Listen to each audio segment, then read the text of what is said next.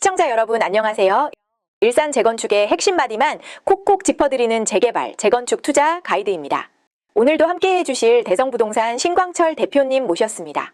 대표님, 안녕하세요. 네, 시청자 여러분 반갑습니다. 지난 시간에 일산 선도지구 네 곳을 쫙 분석해드렸더니 반응이 아주 뜨거웠습니다.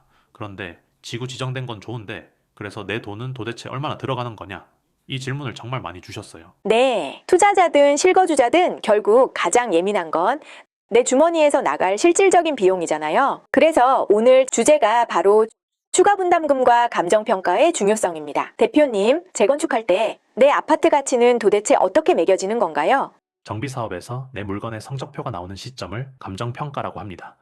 보통은 사업 시행인가 시점의 가격을 기준으로 감정평가액이 나오는데요. 지금 단계에서 미리 내 자산 가치를 예측해 볼 수 있는 팁이 있습니다. 예측 팁이요? 당장 메모 준비해야겠네요. 어떤 방법인가요? 보통 빌라는 공시지가의 130%에서 150% 내외로 잡히고요. 아파트는 주변 시세의 80%에서 90% 선에서 결정되는 경우가 많습니다. 그런데 여기서 일산 신도시 선도지구들만의 엄청난 치트키, 바로 대지 지분을 보셔야 합니다. 일산이 분당보다 아파트 값은 조금 낮아도 대지 지분이 넓다는 얘기는 들었어요. 정확합니다. 강촌마을이나 백마마을 일부 단지들을 보면요. 전용 84제곱미터 34평형인데 대지 지분이 무려 20평이 넘는 곳들이 많습니다. 땅 지분이 넓다는 건 감정평가를 받을 때 엄청나게 유리한 고지를 점한다는 뜻입니다. 대지 지분이 넓으면 내 집의 가치가 더 높게 평가된다는 말씀이시군요. 그럼 그 감정평가액이 그대로 제 몸값이 되는 건가요? 아쉽게도 그건 아닙니다. 진짜 내 자산 가치는 권리가액이라는 걸 보셔야 해요. 공식이 하나 나오는데요. 화면 보시죠. 이 감정평가액의 사업성을 뜻하는 비례율을 곱해야 진짜 내 돈인 권리가액이 나옵니다. 아, 권리가액 기억해야겠네요. 그럼 이제 가장 중요한 추가 분담금 계산으로 넘어가 볼까요? 내가 새 아파트를 받기 위해 추가로 얼마를 더 내야 하는지 이것도 공식이 있죠? 네, 아주 심플합니다. 새 아파트를 조합원에게 주는 가격인 조합원 분양가에서 방금 계산한 권리가액을 빼면 끝입니다. 만약 내 권리가액이 더 크다면 오히려 돈을 돌려받는 환급금이 발생하는 거죠. 공식은 간단하군요. 저희가 눈여겨봐야 할 변수가 있을까요? 크게 세 가지만 기억하세요. 비례율, 공사비, 일반 분양가입니다. 첫째 비례율은 100%를 기준으로 높을수록 사업성이 좋다는 건데요. 일산 선도지구들은 용적률을 300% 이상 상향시키는 걸 목표로 하기 때문에 비례율 100%부터 140%까지 수준의 높은 사업성을 기대하고 있습니다. 용적률이 올라가면 일반 분양 물량이 많아지니까 사업성이 좋아지는군요. 그럼 두 번째 변수인 공사비는 어떤가요? 요새 원자재 값이 장난이 아니잖아요. 가장 큰 복병입니다. 현재 일산 쪽 평당 공사비는 750만 원에서 900만 원 선입니다. 이 공사비가 오르면은 조합원 분담금을 낮추기가 힘들어집니다. 그래서 마지막 세 번째 변수인 일반 분양가가 주변 시세에 맞춰 높게 형성돼야 조합원들의 부담이 뚝 떨어지게 됩니다. 비례율, 공사비, 일반 분양가 이 세 가지 톱니바퀴가 어떻게 맞물리느냐가 관건이겠네요.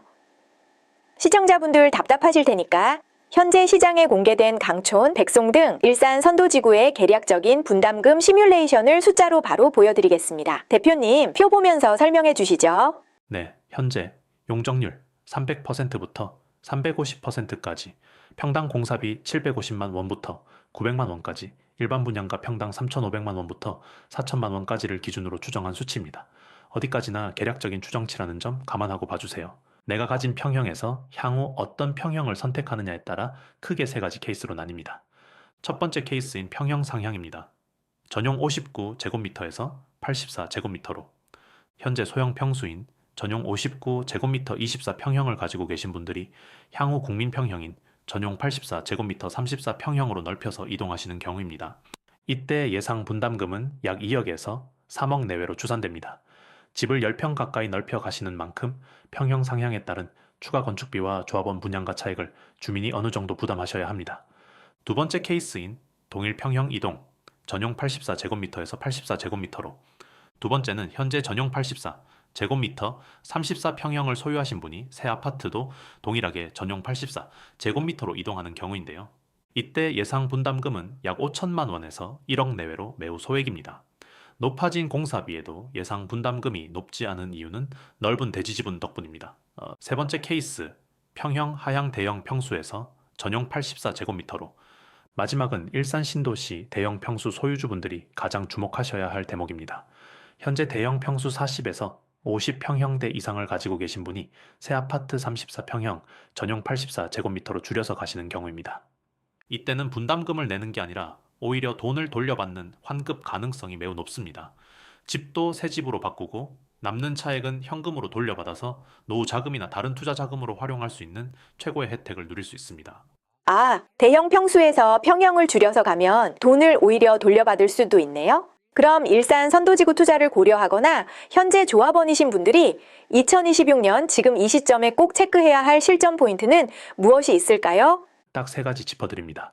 첫째는 동의율과 사업 속도입니다. 동의율이 낮아 사업이 지체되면 금융 비용이 눈덩이처럼 불어납니다.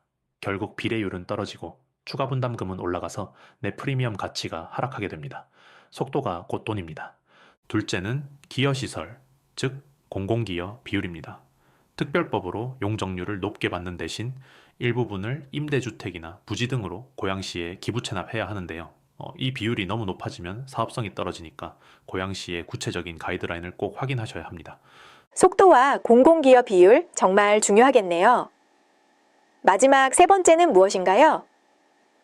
현실적인 자금 대책, 바로 분담금 납부 방식입니다.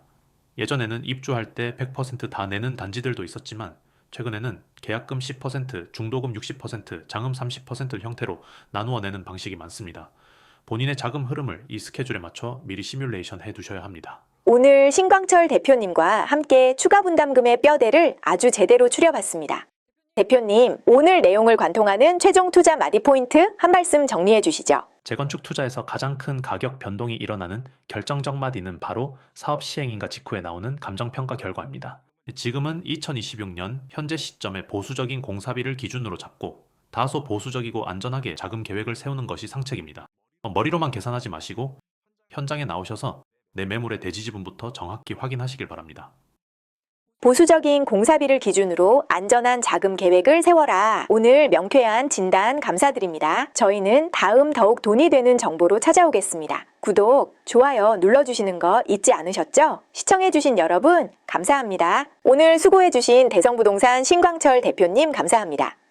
감사합니다. 안녕.